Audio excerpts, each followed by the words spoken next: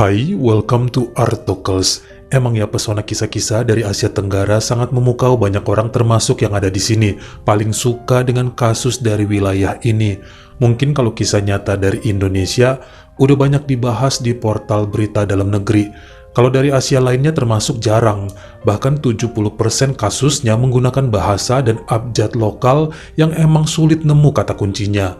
Terima kasih kepada para kontributor dan wartawan rekanan yang selalu ngasih berita ya.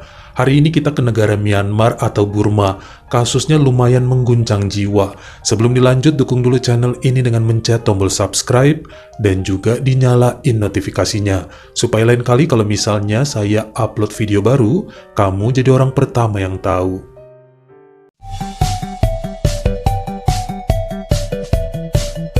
Kisah nyata kita kali ini 80%-nya saya kutip dari harian lokal Burma bernama Mukin Sudaung. Sekarang menuju ke kota terpadat kedua di negara Myanmar yaitu Mandalay. Namun sebelum ke sana saya perkenalkan dulu kepada wanita bernama Betty Paing yang lahir dan besar di kota Yangon. Sejak umur 7 tahun udah diasuh oleh neneknya sebab orang tuanya meninggal karena kecelakaan. Makanya Betty sangat tekun bersekolah supaya bisa mengubah nasib dia dan saudara-saudaranya yang emang hidup serba pas-pasan, bahkan berkekurangan. Selalu juara kelas dan bercita-cita ingin jadi seorang guru. Semua terwujud saat dirinya mengenyam bangku kuliah sambil ngajar pada sebuah taman kanak-kanak di kota Yangon.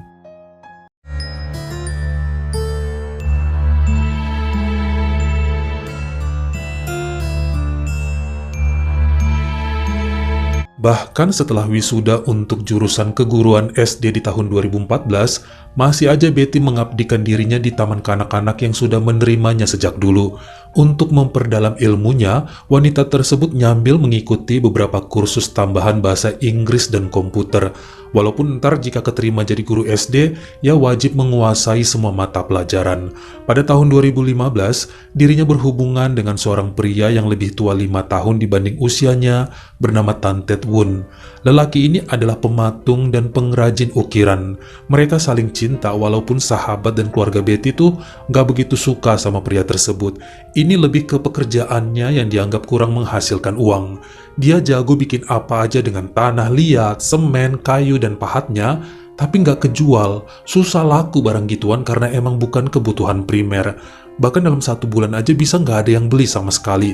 Sebenarnya Betty juga hobi melukis dan mereka nampaknya cocok dengan skill ini. Tapi harus realistis juga. Kalau nggak bisa cari nafkah dari situ, harusnya mencoba bidang lain. Betty sangat maklum dengan kondisi pacarnya, namun belakangan justru orang tua Tan Tet yang gak suka sama wanita tersebut dan berharap putranya bisa menikah dengan wanita yang kaya raya. Lelaki itu sudah dikenalkan dengan putri teman ayahnya yang punya galeri dan siap menampung semua hasil karya anaknya. Padahal harusnya berterima kasih ya, Tan Tet yang tampangnya pas-pasan dan gak punya duit dapat Betty yang mementingkan pendidikan. Sampai neneknya dihina-hina bapaknya Tan Tet, dikira keluarga mereka main dukun untuk bisa menggait lelaki itu jadi pacar Betty. Sebenarnya dia emang cinta sama Tan Tet, namun belakangan pria tersebut pun kayak gak mau berjuang demi hubungan mereka dan ngikut aja kemauan orang tuanya. Ya udah, kandas jalinan asmara, dan ini bikin guru TK tersebut sempat sedih serta bermurung diri selama beberapa minggu.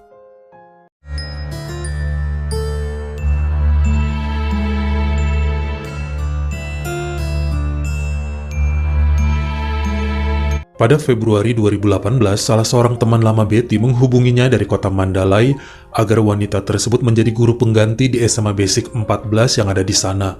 Guru bahasa Inggris, sebab kebetulan 2 pengajar sebelumnya sama-sama menjalani cuti hamil. Awalnya dia ragu ya karena udah betah jadi guru TK selama 5 tahunan. Namun teman-temannya justru mendukung Betty untuk mengambil kesempatan tersebut supaya lebih berkembang, memajukan karirnya dan berinteraksi lebih luas pada berbagai macam murid yang ada. Meskipun ilmu kuliahnya dulu jurusan guru SD, namun kemampuannya cukup mumpuni terkhusus bidang bahasa Inggris dan dia punya sertifikat sendiri untuk ilmu tersebut.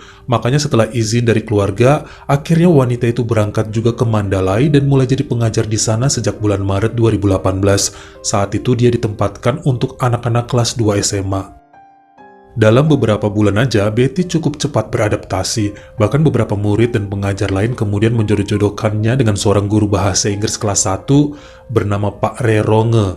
Usianya 30 dan dianggap cocok sama Betty. Sebenarnya perempuan itu juga agak-agak tertarik ya sama Rero. Namun sepertinya bapak itu nggak ada pergerakan. Senyum-senyum doang kalau ketemu dan nggak pernah ngajakin jalan. Nggak minta nomor handphone juga. Malah guru lain yang nyodor-nyodorin terus. Ya Betty jadi males ya, takutnya lelaki itu nggak suka sama dia. Heboh dukungan sana-sini doang, tapi kalau orangnya ogah-ogahan buat apa? Saat libur semester bulan Juli, Betty memilih tidak pulang ke Yangon. Dia mau pindahan rumah sewa sebab yang sebelumnya terasa kurang nyaman. Lingkungannya berisik karena dekat dengan tempat latihan tari. Atas saran beberapa teman guru lain, akhirnya dia menjadi anak kos yang kebetulan putra pemilik rumahnya adalah siswa di sekolah tempat Betty mengajar. Namanya Luzai Kan yang akan masuk kelas 3 SMA. Nah, wanita itu menempati salah satu kamar di rumah tua keluarga Kan. Makanya pemuda tersebut pun senang dan suka nanya-nanya segala hal yang berhubungan dengan bahasa Inggris. Bahkan uniknya lagi saat memasuki tahun ajaran baru di bulan Agustus 2018, Betty ditugaskan untuk mengajar kelas 3 dan menjadi gurunya si Luzai. Makin akrab aja mereka baik di sekolah dan di rumah. Perbedaan usia 10 tahun, Betty 28 dan Luzai 18. Kekompakan mereka bahkan semakin dekat saat lelaki muda itu menawarkan untuk membonceng gurunya tiap hari ke sekolah. Lumayan ngojek sekalian karena perempuan tersebut suka ngasih duit sebagai ganti uang bensinnya. Pada bulan September 2018, ternyata mantan pacar Betty yang bernama Tantet datang mencarinya ke kota Mandalay untuk ngajak kawin. Dia mengunjungi sekolah basic 14 dan mohon-mohon agar wanita itu mau memaafkan atas kesalahannya dulu. Tantet sempat menikah dengan perempuan pilihan orang tuanya, namun kemudian cerai karena istrinya selingkuh dan membawa lari banyak tabungan. Tapi sayangnya, Betty udah move on dan gak mau lagi menerima lelaki itu apapun alasannya. Bahkan Tantet sampai ngikutin ke rumah sewanya demi mendapatkan kesempatan kedua. Tetap aja ditolak. Terjadi keributan yang kemudian membuat Luzai ikut campur dengan mengusir Tantet. Makanya kemudian makin kompak aja hubungan antara guru dan siswanya tersebut. Nampaknya Luzai makin hari juga makin gentle ya tiap kali dekat dengan Betty. Kalau sore suka diajakin keliling motor-motoran, minum es, dan juga makan mie instan pinggiran jalan. Ini mulai bikin wanita tersebut baper dan kepikiran terus sama pemuda itu. Bahkan kalau lagi di rumah dan nonton TV, saling suka gesek-gesekan kaki jika tidak dilihat orang tuanya. Betty beberapa kali juga mengusap dan juga ngelus rambut serta leher belakang Luzai yang semakin bikin aliran darah pemuda tersebut berdesir kencang. Namun pada belum berani macam-macam dan berbuat lebih, ditahan-tahanin dulu karena harus tahu posisi mereka. Rasa deg-degan serta sesak nafas tiap kali berdekatan bikin suasana menjadi panas, namun wajib tahu menempatkan diri. Jangan sampai kejadian hal-hal yang sebenarnya mereka inginkan. Makin santernya perjodohan yang dilakukan teman guru dan murid antara Betty dan Rero ternyata ngebikin Luzai cemburu. Apalagi akhirnya dengan berani atas dorongan beberapa siswa, bapak guru itu memberikan bunga sebagai tanda tertarik. Nggak jajan sih, cuma seru-seruan memenuhi permintaan anak muridnya. Ya akhirnya diterima juga bunga itu oleh Betty. Sampai di rumah, selama 2 hari sama sekali Luzai nggak mau ngomongin wanita itu. Wajah masam aja yang ditunjukin sama dia. Sebenarnya Betty tahu penyebabnya, makanya kemudian tanpa harus nanya panjang lebar, dia langsung bilang kepada Luzai, "Tenang aja bro, Pak Rero bukan tipe saya kok, bunganya juga udah dibuang." Malu-malu tapi seneng, akhirnya pemuda itu tersenyum dan kekompakan mereka berlanjut terus. Namun masih dalam batasan wajar karena tidak berani berbuat lebih. Kenyataannya ada seorang siswi sekelas Luzai juga yang menyukai dia sejak masih duduk di kelas 2 bernama Gigi Dau. Ada yang bilang mereka sempat jadian, kemudian putus karena orang tua Gigi nggak mau anaknya pacar-pacaran. Entar aja nunggu lulus. Tapi kenyataannya justru gadis itu yang pengennya lengket terus sama Luzai dan bilang ke teman lain bahwa mereka pacaran. Kenyataannya tidak menurut Luzai. Deket karena dijodohin namun nggak pernah sampai jadian. Ternyata Gigi mulai mendekati Betty dengan meminta jam pelajaran tambahan sepulang sekolah di kediaman ibu guru itu. Awalnya ditolak, namun mau juga karena ada bayarannya, lumayan. Ternyata ini dimanfaatkan Gigi untuk bisa mendekati Luzai saat di rumahnya. Bukannya belajar dan memperhatikan penjelasan Bu Betty tiap kali mereka kursus, gadis itu bolak-balik izin pipis ke kamar mandi belakang. Bahkan kalau ngelihat Luzai di dapur, langsung diajakin ngobrol, dibecandain. Sempat juga nekat masuk ke kamar pemuda itu yang langsung aja diusir sama Luzai. Bahkan dengan beraninya nyuruh-nyuruh Betty buat ngejodohin dirinya dengan si pemuda.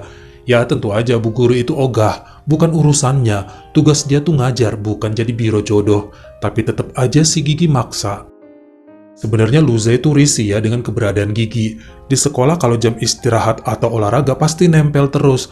Bahkan sekarang pulang sekolah suka maksa minta dianterin. Perlahan Ibu Betty makin panas hati. Ada rasa cemburu sampai niat mau berhenti aja ngajar Gigi les, sebab gadis itu sepertinya cuma modus.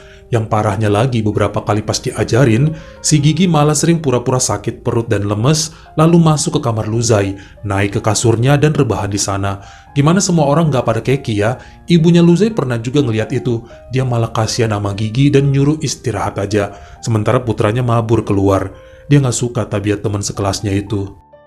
Pada minggu malam 14 Oktober 2018 saat orang tuanya sedang ada kondangan keluar, sekitar jam 7.30 malam, Betty dan Luzai yang sedang berada di sofa sambil nonton TV dan bercanda, tiba-tiba terkaget dengan kehadiran Gigi di depan pintu rumah sambil ngetok kenceng.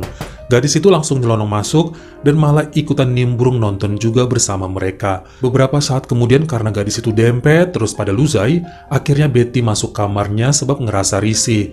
Dia kemudian mendengar suara keributan dari luar yang sepertinya lagi pada berantem. Luzai nggak suka diperlakukan begitu, dipegang-pegang, sementara Gigi ngerasa udah pacaran padahal belum. Dalam beberapa menit setelahnya, malah suasana tiba-tiba hening dan Betty jadi penasaran apa yang terjadi. Dia ngintip ternyata ruang depan udah kosong. Kemana perginya dua anak itu? Dia berjalan ke belakang juga nggak ada. Jantungnya berdetak kencang dilanda rasa cemburu sebab mikirnya Luzai mengajak Gigi masuk ke kamar. Benar mereka ada di sana, namun kondisi Luzai tiduran di kasur sambil membelakangi Gigi yang duduk di pinggiran ranjang. Sepertinya pemuda itu mau pura-pura tidur supaya bisa cuekin Gigi. Biar pulang dia, tapi gadis tersebut malah nggak punya otak dan mulai memeluk Luzai dari belakang. Betty langsung masuk dan berteriak marah. Dia mengusir gadis itu karena ini nggak bener. Malahan Gigi berteriak balik dan menuduh bahwa antara Betty dengan Luzai pasti udah terjadi apa-apa. Tadi sebelum masuk rumah, dia sempat katanya mengawasi tangan Bu Guru yang ngelus-ngelus lengan dan kepala cowok tersebut. Dia akan laporkan itu sama orang tua Luzai dan kepala sekolah. Dalam keadaan emosi, Luzai terbangun lalu menampar wajah gadis itu. Malah selanjutnya Gigi teriak ngamuk serta mendadak menjambak rambut Betty sekuat tenaga sambil ditarik keluar kamar. Dengan sigap juga gadis itu mengambil gelas di meja dapur dan memukul kepala ibu guru itu sampai gelasnya pecah. Luzai langsung menendang perut Gigi supaya melepaskan cengkeramannya dari rambut Betty, namun tetap tidak dilepaskan sampai wajah ibu guru tersebut memerah sembari menangis karena jambakannya semakin kenceng. Yang parahnya lagi, Gigi meraih jam dinding di tembok dan memukulkan benda itu bertubi-tubi ke wajah Betty. Luzai meninju muka gadis itu tapi tetap jambakannya tidak terlepas. Hingga akhirnya bu guru tersebut berhasil meraih pisau dari meja dapur dan menyerang balik gadis itu ke arah pinggang serta perutnya. Barulah Gigi kesakitan dan melepas genggamannya. Mereka panik. Betty langsung berlari ke rumah tetangga untuk minta tolong mengantarkan mereka ke rumah sakit Mandalar. Takut terjadi apa-apa sama Gigi. Beruntung nyawa gadis itu masih terselamatkan. Sementara setelah dilakukan penyelidikan, akhirnya ibu Betty pun ditahan oleh pihak kepolisian.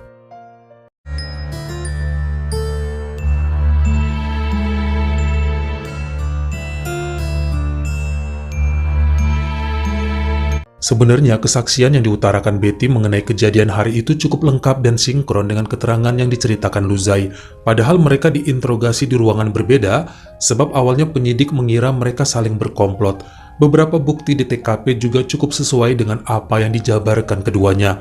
Namun tetap aja seminggu kemudian, setelah siuman dan sanggup memberi kesaksian, Gigi menolak tuduhan bahwa dia masuk kamar dan merayu Luzai. Menolak dirinya yang menjambak rambut ibu guru. Justru dari surat laporan yang dibuat Gigi dan orang tuanya, menuliskan bahwa gadis itu tiba-tiba dihajar oleh Betty dan Luzai secara brutal. Dipukul pakai gelas dan jam dinding sampai diserang dengan menggunakan pisau. Hal ini katanya dikarenakan gadis tersebut menangkap basah Betty dan Luzai yang sedang bermesraan di kamar pemuda tersebut. Pengacara Sui Yilin menyatakan bahwa apa yang dibilang sama Gigi adalah tuduhan tidak mendasar tanpa bukti. Beberapa teman sekolah mengatakan gadis itu sangat genit dan selalu ngintilin Luzai kemanapun pergi. Bukti chat dan pesan di handphonenya juga kebanyakan rayuan pada si pemuda yang hampir nggak pernah dibalas. Bahkan keterangan dari suster rumah sakit yang melakukan pertolongan pertama pada Gigi menyatakan saat itu di tangan gadis ini ada banyak sekali rambut yang dipercaya milik Betty akibat jambakan tersebut. Bahkan pada pecahan gelas dan jam dinding yang hancur, sidik jari Gigi berada di lapisan paling atas, paling terbaru menyentuh benda-benda itu. Jadi nggak cocok keterangan Gigi dengan bukti yang ada. Justru semua sinkron dengan keterangan dan juga kesaksian Betty dan Luzai. Sebenarnya kemudian di pengadilan, ibu guru itu mengaku memiliki hubungan diam-diam selama ini dengan Luzai, namun sangat tersembunyi. Dia tahu hal tersebut harusnya dilarang, namun gak pernah sekalipun mereka melakukan hal yang kelewatan. Di malam kejadian, selain cemburu sama tingkah Gigi yang main masuk kamar dan merayu Luzai, hal itu emang gak pantas. Makanya dia mengusir gadis tersebut yang malahan ngamuk dan mengancam akan lapor kepala sekolah serta orang tua Luzai. Betty cukup tenang yang menghadapi Gigi saat itu, namun karena kebrutalan Gigi dengan jambakan kuat, pukulan gelas dan jam dinding, daripada nyawanya terancam, akhirnya membela diri dengan meraih pisau serta menyerang gadis itu. Hingga pada akhir keputusannya per hari Kamis 4 April 2019, Hakim di Pengadilan Tinggi Wilayah Mandalay menyatakan bahwa Betty Paing bersalah atas tuntutan tingkat 2, yakni penyerangan untuk membela diri. Wanita berusia 29 tahun tersebut dijatuhi hukuman 18 bulan penjara. Sementara karena laporan balik yang diajukan pihak ibu guru tersebut, Gigi Dao juga menerima hukuman 7 bulan kurungan dan wajib menjalaninya sebab saat sidang usianya sudah 18 tahun. Tuduhannya yakni penyerangan terhadap Betty serta pembohongan cerita pada pihak kepolisian. Sementara Luzai tidak mendapat hukuman apa-apa sebab dianggap membela Betty dan dirinya sendiri. Pemuda tersebut kemudian dibawa pindah oleh orang tuanya ke kota Moniwa. Bagaimana menurut kamu? Apakah cocok jika Gigi juga menerima hukuman mengingat dia yang memicu Betty untuk menyerangnya? Kalian komen di bawah. Kalau kamu suka sama video ini, jangan lupa ya klik like serta tombol share-nya. Buat yang baru pertama kali mampir atau udah sering mampir tapi belum berlangganan, jangan lupa klik dulu tombol subscribe dan juga dinyalain notifikasinya supaya lain kali kalau misalnya saya upload video baru, kamu jadi orang pertama yang tahu. Follow juga Instagram saya jika berkenan di Artokels S-nya 2 dan jangan lupa untuk nontonin semua video saya yang lainnya. Ingat ya, tetap jaga jari dan juga lidah kita supaya nggak nyakitin hati orang lain. Terima kasih.